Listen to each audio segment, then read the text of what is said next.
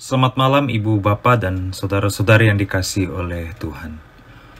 Mari kita bersatu hati dalam doa yang diselenggarakan oleh GKJ Jakarta, edisi Selasa 24 Mei 2022. Mari kita berdoa. Syukur kepada Tuhan Sang Sumber dan Pemelihara kehidupan kami, untuk sepanjang hari dan pekan yang telah kami lalui.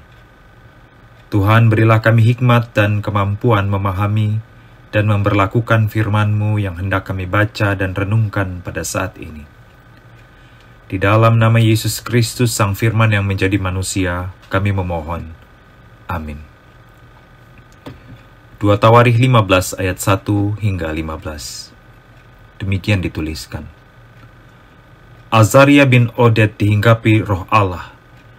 Ia pergi menemui Asa dan berkata kepadanya, "Dengarlah kepadaku, Asa dan seluruh Yehuda dan Benyamin. Tuhan beserta dengan kamu bila mana kamu beserta dengan dia. Bila mana kamu mencarinya, ia berkenan ditemui olehmu. Tetapi bila mana kamu meninggalkannya, kamu akan ditinggalkannya. Lama sekali Israel tanpa Allah yang benar, tanpa ajaran daripada imam dan tanpa hukum. Tetapi dalam kesesakan mereka berbalik kepada Tuhan Allah orang Israel. Mereka mencarinya dan ia berkenan ditemui oleh mereka. Pada zaman itu tidak dapat orang pergi dan pulang dengan selamat karena terdapat kekacauan yang besar di antara segenap penduduk daerah-daerah. Bangsa menghancurkan bangsa, kota menghancurkan kota, karena Allah mengacaukan mereka dengan berbagai-bagai kesesakan. Tetapi kamu ini kuatkanlah hatimu, jangan lemah semangatmu karena ada upah bagi usahamu." Ketika Asa mendengar perkataan nubuat yang diucapkan oleh Nabi Azaria bin Oded itu, ia menguatkan hatinya dan menyingkirkan dewa-dewa kejijikan dari seluruh tanah Yehuda dan Benyamin dan dari kota-kota yang direbutnya di pegunungan Efraim. Ia membaharui mezbah Tuhan yang ada di depan balai bait suci Tuhan. Ia mengumpulkan seluruh Yehuda dan Benyamin dan orang-orang Efraim, Manasye dan Simeon yang tinggal di antara mereka sebagai orang asing. Sebab dari Israel banyak yang menyeberang memihak kepadanya ketika mereka melihat bahwa Tuhan Allahnya beserta dengan dia. Mereka berkumpul di Yerusalem pada bulan ketiga tahun ke-15 dari pemerintahan Asa. Pada hari itu mereka mempersembahkan kepada Tuhan 700 lembu sapi dan 7.000 kambing domba dari jarahan yang mereka bawa pulang. Mereka mengadakan perjanjian untuk mencari Tuhan Allah nenek moyang mereka dengan segenap hati dan jiwa. Setiap orang, baik anak-anak atau orang dewasa, baik laki-laki atau perempuan yang tidak mencari Tuhan Allah Israel harus dihukum mati. Mereka bersumpah setia kepada Tuhan dengan suara yang nyaring, dengan sorak-sorai dan dengan tiupan nafiri dan sangkakala. Seluruh Yehuda bersukaria atas sumpah itu, karena dengan segenap hati mereka bersumpah setia dan dengan kehendak yang bulat mereka mencari Tuhan. Tuhan berkenan ditemui oleh mereka dan mengaruniakan keamanan kepada mereka di segala penjuru.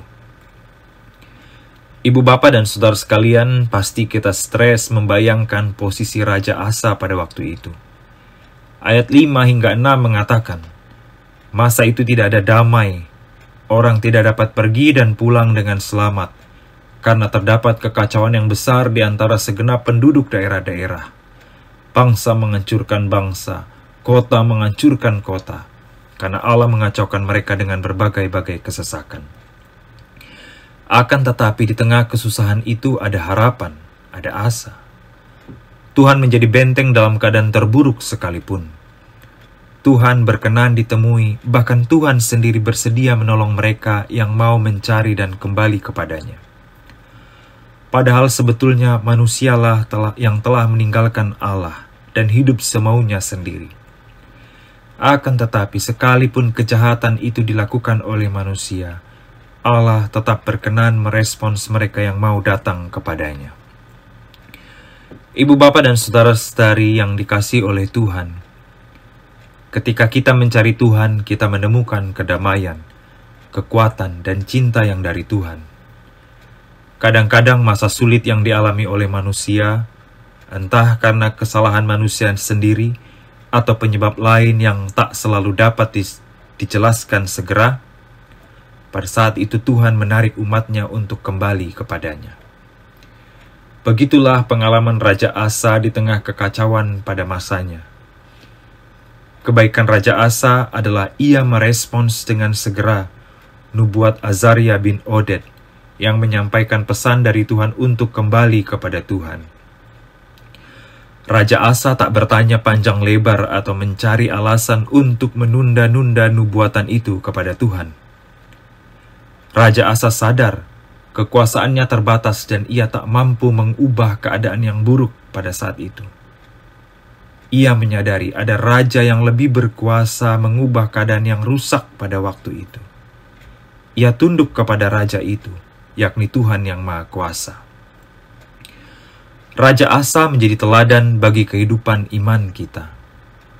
Umat Tuhan tetap mungkin mengalami kesusahan, baik secara personal maupun komunal.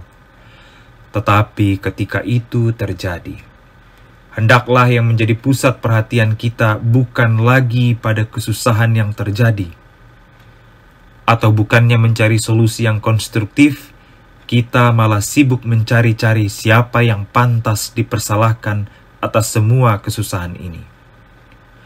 Bacaan Alkitab malam ini mengajak kita fokus pada bagaimana Raja Asa segera merespons nubuatan Azaria. Ia merespons panggilan dan peringatan Tuhan dengan segera, dan keadaan pulih menjadi dan membaik. Ibu, bapa, dan saudara sekalian, jangan melupakan Tuhan di dalam kesusahan. Sebaliknya, carilah Tuhan, kembalilah kepadanya. Perjumpaan kita dengan Tuhan di dalam kesusahan akan menunjukkan bahwa Tuhan mengasihi kita.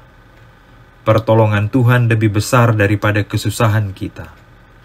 Lalu, lakukanlah hal-hal sekecil apapun yang bertujuan membuat keadaan lebih baik sebagai wujud respons kita pada pertolongan Tuhan. Seperti kata pepatah dari negeri Tiongkok ratusan tahun silam, lebih baik menyalakan lilin daripada mengutuki kegelapan.